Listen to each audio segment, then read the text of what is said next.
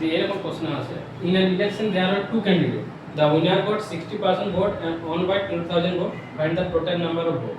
Two candidate, ধরলে total vote আমার কত আছে, 100 আছে, আছে তো?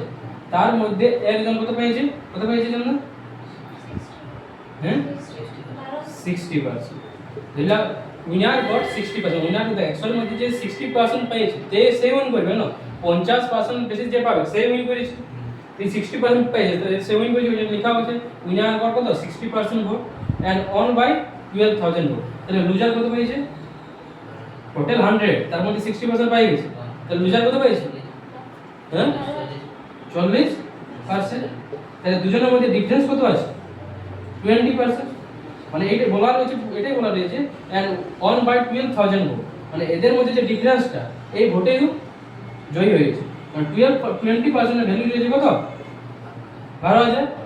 তাহলে 1% এর ভ্যালু কত, 12,000 বাই 20%, মানে কত 600। তাহলে আমার কি বলেছে, total number vote, total vote তো ছিল 100%, তাহলে 600 ইনটু 100 কত হবে,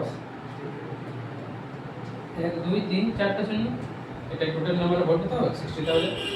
লেখা আছে।